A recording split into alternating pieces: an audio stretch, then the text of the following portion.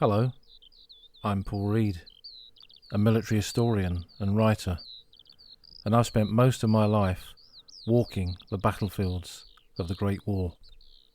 Welcome to the old front line. In this regular podcast, we'll travel together from Ypres to the Somme and beyond. We'll uncover the stories of those who were there and discuss some of the things that I've seen in nearly 4 decades of walking this ground.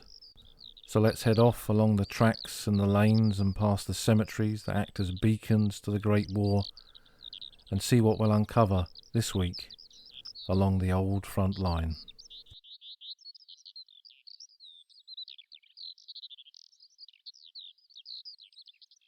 I promised from the start that we would look at battlefields of the Great War beyond the Somme and Ypres. So this week, for the first time, we take a walk at Verdun, one of the most iconic French battlefields of the First World War. In fact, when I lived in France, speaking to the people in my village, or anyone that I ever came across, if you got talking about your relatives who were in the war, they would always say they fought at Verdun, whether they were at Verdun or not. It was so much, to excuse the pun, entrenched in the mind of the French people. And it remained so more than a century later. It was the biggest battle of the Great War, more than 300 days and 300 nights, with some staggering, terrifying statistics. 770,000 casualties, killed, wounded and missing. In the opening bombardment, 2.5 million shells fell in 9 hours. 2.5 million shells in 9 hours. It's almost impossible to conceive what that must have looked like, what it must have felt like for the men in the trenches of both sides. By the end of the battle, more than 1,000 shells had fallen for every square metre, devastating the terrain around Verdun, and the huge level of casualties got it the nickname amongst the troops that fought there as the mincing machine, that units would go in and be annihilated by the fighting amongst the villages and the ravines and the forts on the high ground, both east and west of the River Meuse. It was a defining moment for France, not just in the First World War, but in the 20th century. France is often unfairly criticised for the events of 80 years ago, in May and June of 1940. But France and its government was really the same as any other in the 1930s. It could not conceive, it could not perceive a war like the Great War again. And central to that at Verdun was the Great Warning. Douaumont, the ossuary at Douaumont. And as part of this walk, we shall travel to that site and see that warning, as stark as it ever was. But to begin, a little tale of my first visit to Verdun.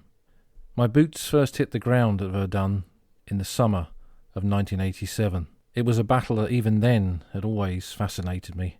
Like many, my introduction to Verdun was Alistair Horn's The Price of Glory, and I wanted to explore that landscape that he so eloquently described, the moonscape of Verdun, the reality of what the mincing machine was. But first, before I got up onto the battlefield itself, I wanted to go to the memorial in Verdun, right in the heart of the city, because in there was a chamber, and within that chamber were the card indexes of the issue of the Verdun medal, the medal given to every French soldier, every poilu who served at Verdun in 1916. And why did that interest me? Well, my grandmother was French. Her maiden name was Rosé. They were from just outside Paris. And I knew that logically I must have some ancestors who had fought at Verdun in 1916. And I wanted to explore those card indexes to see if I could find any names. Rosé is an unusual French surname, and in my own little research then, pretty much anyone with that name had proved to be a relative. So I mounted the steps, went into the chamber. It was dark inside, there didn't appear to be anybody around, and I could see the filing cabinets in which the cards were kept. There was nothing on them to say which letters of the alphabet covered which filing cabinet, so I began to open some random drawers to see what surnames were where. And then almost immediately someone appeared out of the shadows. As a child of the 1970s, I grew up on children's television in Britain, and Mr. Ben was one of my favourites, the story of a city gent who went to a clothier's, put on costumes and went on adventures. And it felt like an episode of that, because out of those shadows appeared not a shopkeeper, but a Frenchman in a smart suit, chastising me for opening the drawers. He said, and I will always remember this, "How dare you touch those sacred cards?" I stepped back and apologised in French for having dared do something that, to him obviously, should result in me being guillotined in the streets of Verdun. He paused and looked at me somewhat confusedly. "By your accent, you're not German." "No," I said, "I'm from England, although my grandmother was French." His whole demeanour, his whole attitude completely changed. He pulled drawers open and he said, "Touch any card, look at anything you want, let me help you." And I suppose that taught me an interesting and important lesson, that 40-odd years after the end of the Second World War then, the old feelings between France and Germany, how the French people felt about Germany and the Germans, were still there. The lesson of Verdun had been a hard one and was not entirely over, it was clear.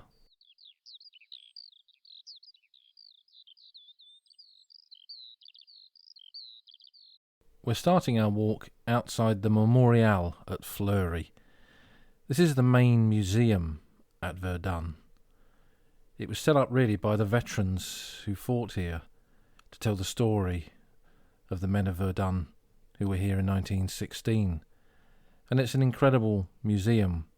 Although it went through a major upgrade for the centenary in 2016, it still remains the best place really to start any tour of Verdun by getting some context. But we'll stand for the moment with the museum behind us to our back, and we're standing on a road that runs through the area close to the village of Fleury, which is just down in the trees to our left. If we look to our half left, we can just see the top of the tower of the ossuary at Douaumont, which we'll reach later on in this walk. The road that we're standing on, for a big chunk of the battle, was part of the front line.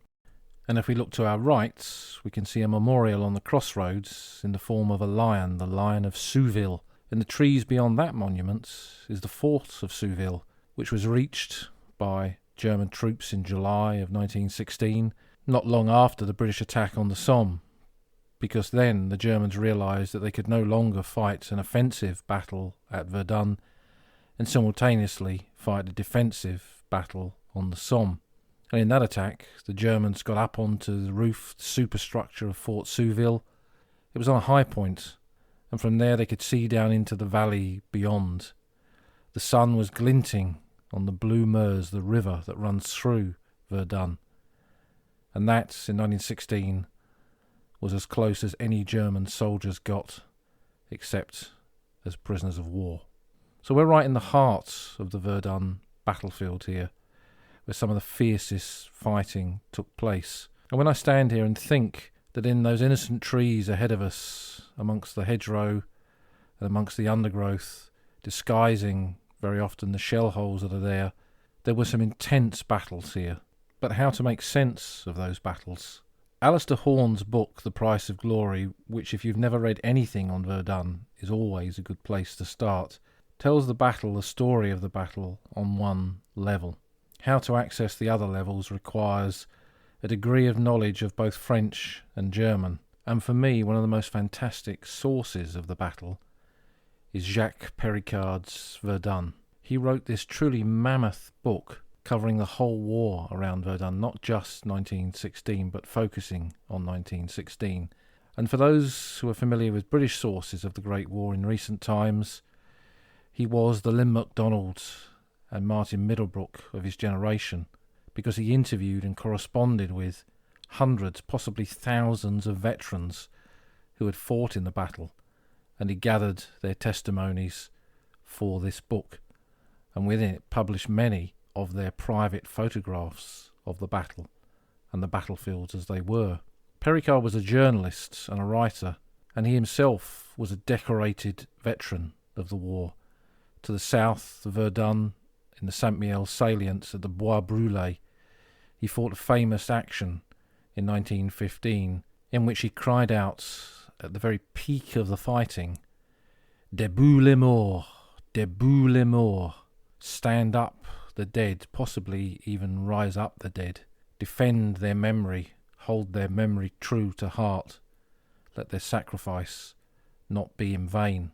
And nearby, in the church at Marbotte, is a stained glass window that depicts this action, and I'll put a picture of that on the podcast website. Péricard's work gives us a fascinating insight into the human story of Verdun, and many stories of individual soldiers that have otherwise been lost in time. And one of those that I think of every time I stand here is Pierre Hans. He was an officer, the commanding officer, of the 17th Company of the 239th Regiment of Infantry. He was a lawyer and politics and economics teacher from Paris. Married with 3 children and another one on the way in 1916, he had led his men in battle on many occasions. And here, very close to where we're standing now, on the 23rd of June 1916, the Germans launched a concerted attack against the village of Fleury, then defended by his regiment. Pierre Hans was, according to the witnesses, to be seen everywhere, in and amongst the men, encouraging them, helping them, and he joined Sergeant Creval on the company's machine guns, and together they fired an incredible 18,000 rounds from these machine guns at the advancing German troops, stopping the attack, quite literally dead in its tracks. French machine guns were not belt-fed. He was using either a Hotchkiss or a Saint Etienne that had strips of rounds, 8mm rounds, that were pushed into the gun. So it took quite something to fire 18,000 rounds from these guns. And the account in Péricard's book makes it clear that this action by Pierre Hans tipped the balance in favour of the defenders at that crucial moment in June of 1916. When I first read this in Péricard's book many years ago, I wondered what had become of Hans, and then I read that he'd been killed. But in those days there were no easily accessible sources to trace what had happened to French soldiers or where they were buried. I'm pleased to say that that is very different now. There are many online databases where you can research the French poilus of the Great War. In fact, virtually all of the material that is online is free and absolutely voluminous, from war diaries to individual cards for every soldier who was killed, and much more besides. And I often wondered where Pierre Hans was buried, if he was buried at all, because more than half of those who perished at Verdun did not have a known grave. And one day I was leading a tour, a leisure battlefield tour to Verdun, and we were in the Pavé cemetery down in the city. This is a cemetery where the unknown soldiers of France that were selected for choice to become the unknown warrior buried under the Arc de Triomphe in Paris. The ones that were not selected were later reburied here in a special grave, and that was the reason why I'd called in there with the group for them to see this. It's a vast cemetery, and as I was walking away from the graves of the unknown soldiers, I suddenly saw a cross with the name Pierre Hans. And there he was, killed in action on the 23rd of June 1916. I'd finally drawn that little story to a conclusion and found his last resting place, one of the heroes of Verdun. Péricard's book includes a picture of Hans, and again I'll put that on the podcast website.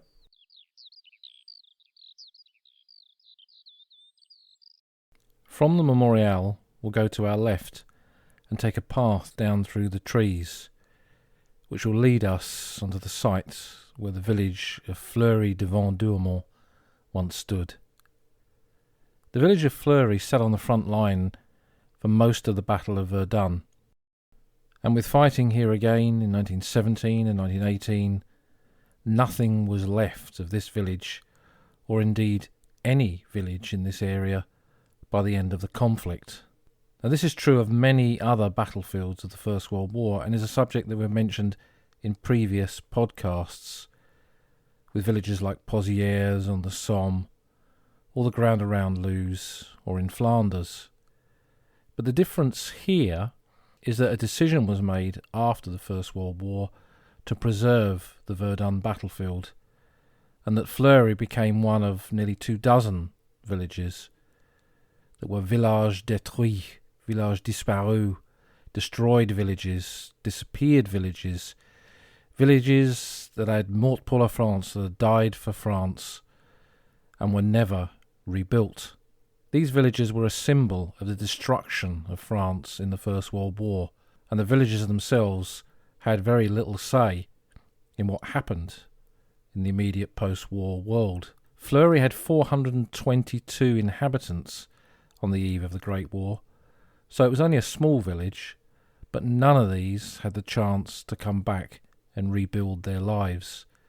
It became part of a wider memorialised area of battlefield, eventually planted with the trees that you can see around you now.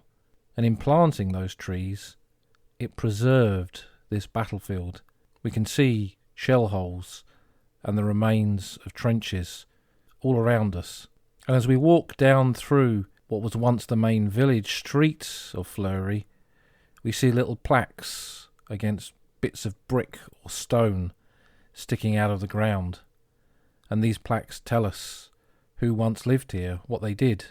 A mason, a baker, ordinary and normal existences that ended here more than a century ago.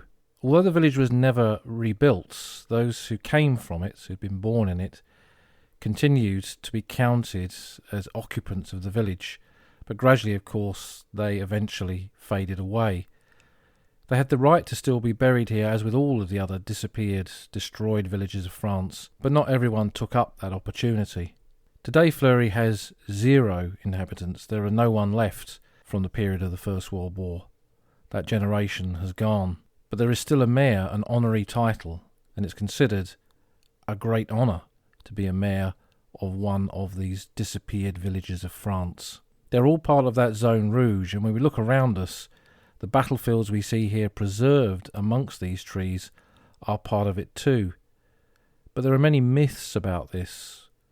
Reports during the First World War centenary classified this as some sort of no-go area, touched by the war with gas, explosives, the ground poisoned by metal. It was unsafe for modern visitors to somehow tread in the same way that we're treading virtually now. But that's not really the truth of this.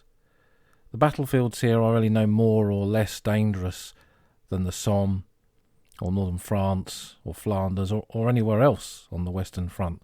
There's just more of that original battlefield landscape preserved amongst these trees. And while when you walk on certain parts of the Verdun battlefield, you will see danger and no entry signs, these relate to some of the military zones in this area. It was a garrison town long before the Great War, and it was a substantial garrison when I first visited in the 1980s, and remained so until relatively recently. There's a firing range close to Douaumont, which is still very much active. And so the signs there have misled people somehow to believe that the First World War is somehow here more dangerous, when in fact the danger is pretty consistent everywhere you go. But the fascination of Verdun is amongst these trees, is seeing this landscape.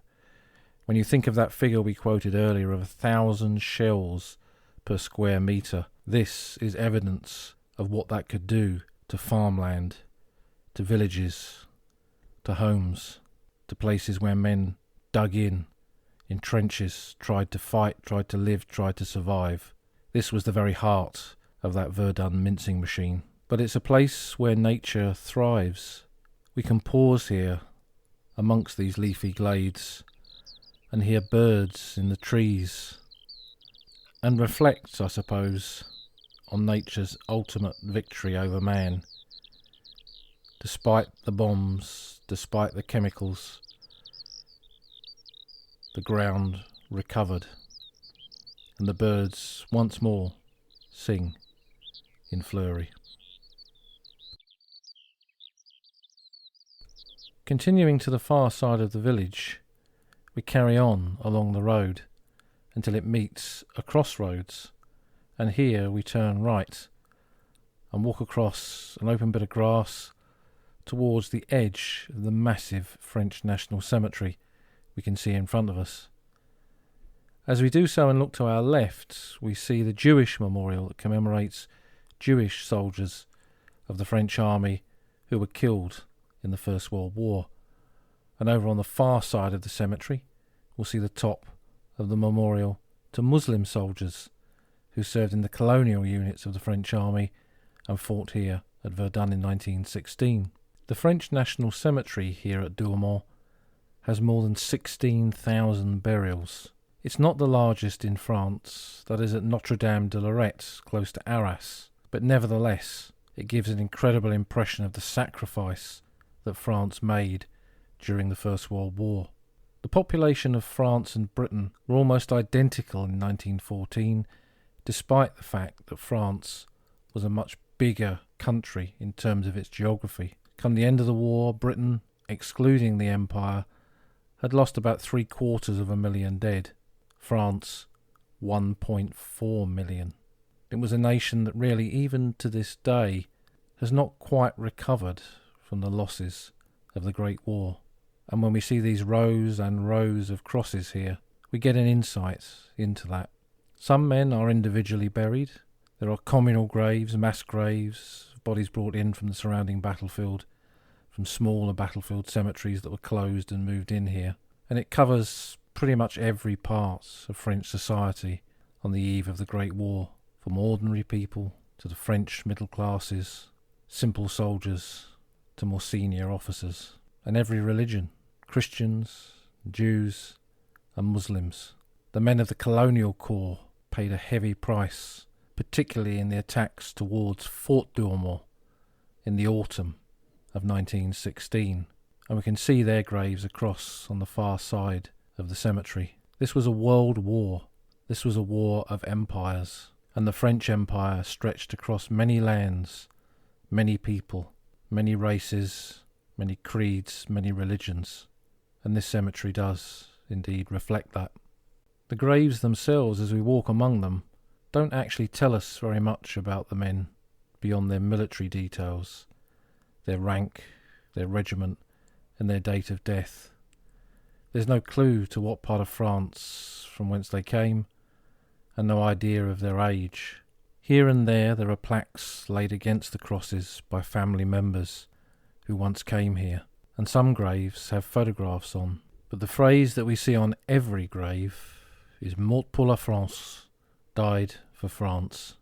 And this has such a power and a resonance to French people. When I lived in France and attended the local war memorial commemorations on the 8th of May VE Day and the 11th November Armistice Day every year, they would, as is done across Great Britain and parts of the Commonwealth, read out the names of the men on the war memorial, and after each name those assembled would almost chant "Mort pour la France" in response. It's a phrase you see on family graves in cemeteries right across France, commemorating those who never came back, or who did come back, because when we look at this cemetery, the 16,000 graves here are only a fraction of the graves that were once on this battlefield.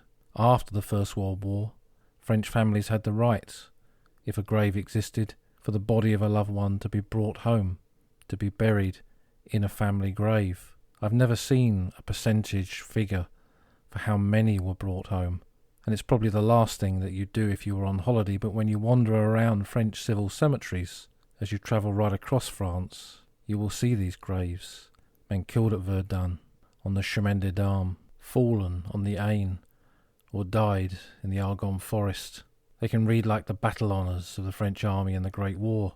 So these are men who remained here forever, while some of their comrades went back to those corners of France for which they were all fighting.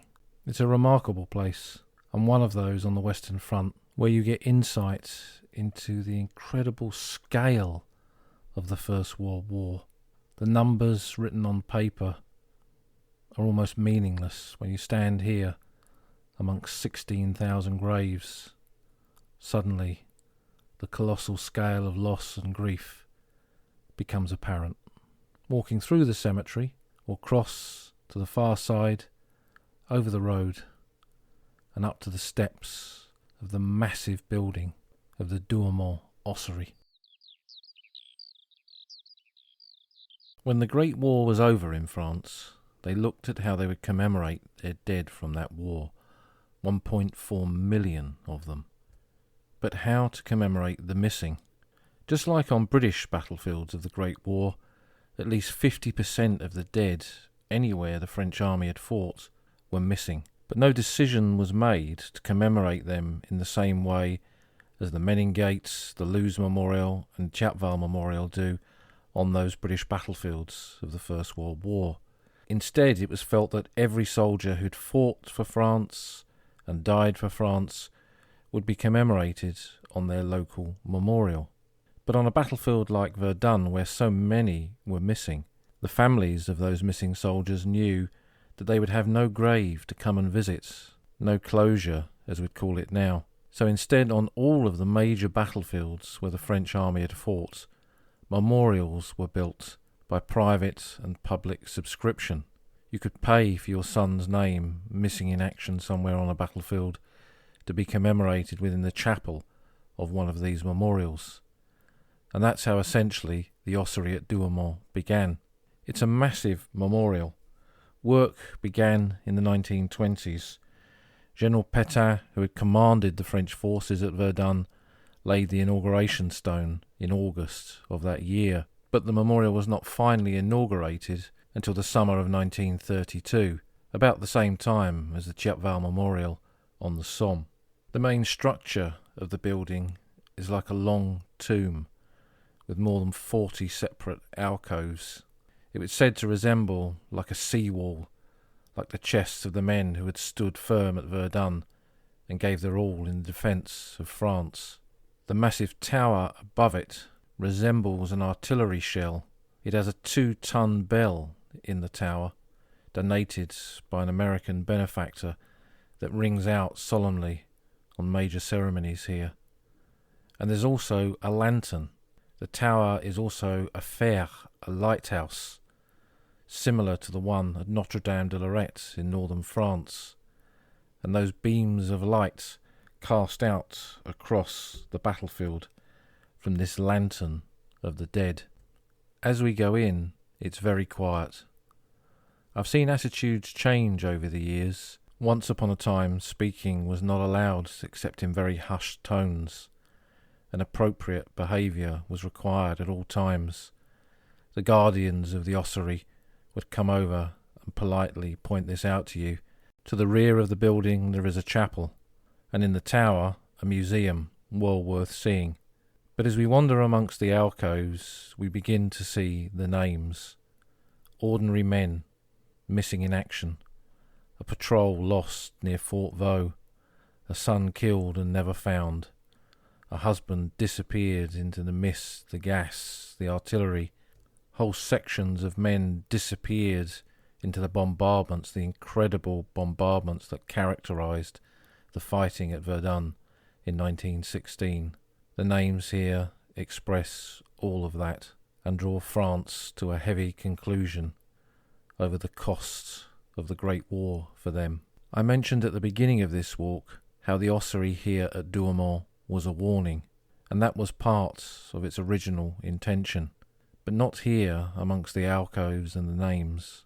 To see that warning stark and hard, we have to walk to the rear of the memorial, and there are chambers, and we peer into these through thick glass in half light, and we see the bones of thousands and thousands of men who perished in the hell of Verdun, the mincing machine, the meat grinder in 1916.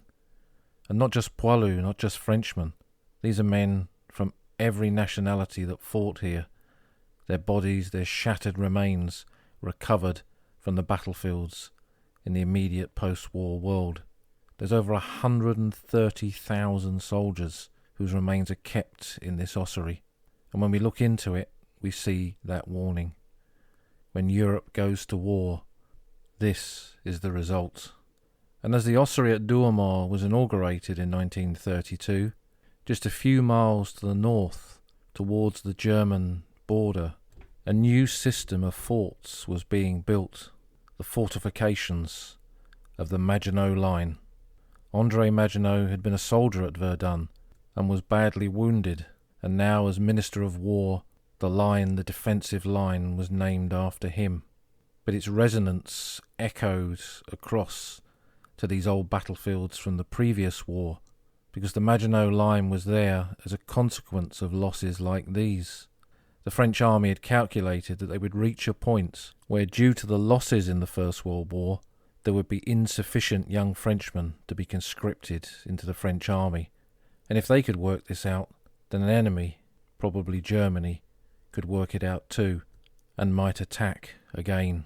So the Maginot Line was built to screen France from the outside world, to prevent another Verdun.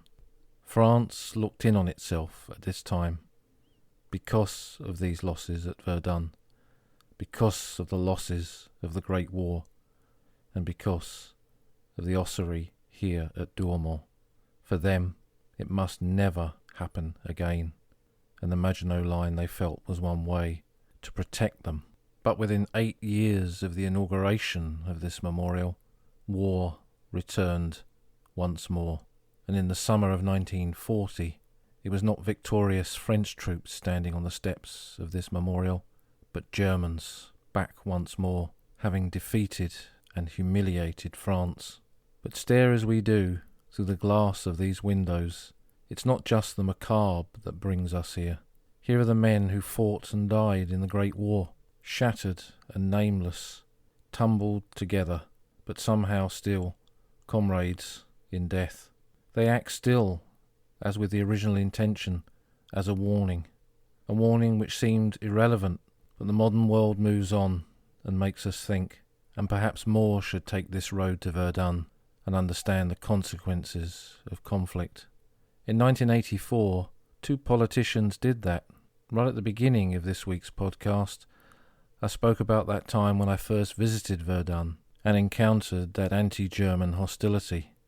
But in 1984, François Mitterrand and Chancellor Kohl of Germany stood on the steps of the ossuary at Douaumont and shook hands in an act of reconciliation that would have been impossible to imagine in previous decades. Douaumont is a place that makes us think. It's not its sadness that's really to miss the point. It's its power, what it tells us, and what insights it gives us to a battle that, perhaps more than any other, epitomizes the industrial scale of the First World War. The shells, the guns, the bombardments, but the industrial scale of the killing, all too apparent here.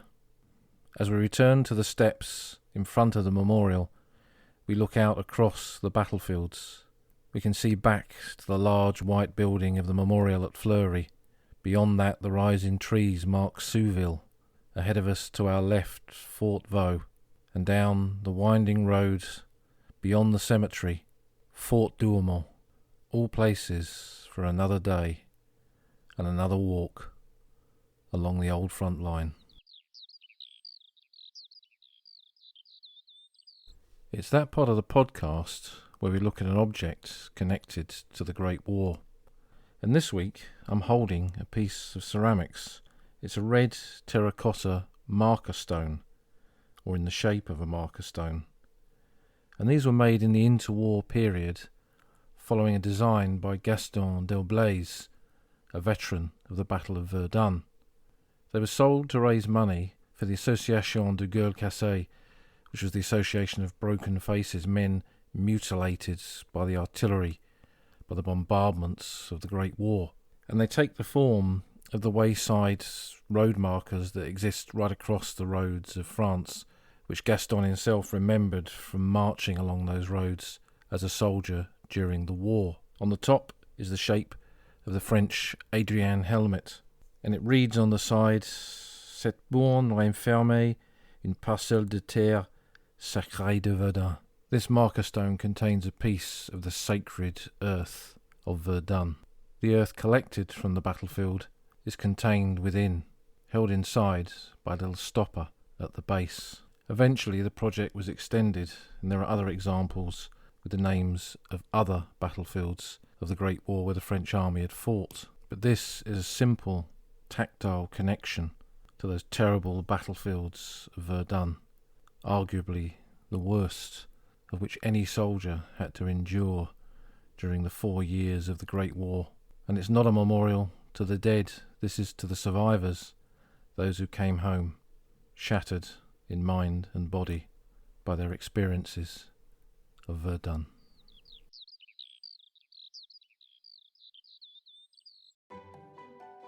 You've been listening to an episode of The Old Front Line with me, military historian Paul Reed. Do take time to subscribe via Apple Podcasts, Spotify, or other podcast services. Tell us what you think using the hashtag OldFrontLine. Follow me on Twitter at Somcor, and have a look at the podcast website www.oldfrontline.co.uk. I'll see you next week on the battlefields of the Great War.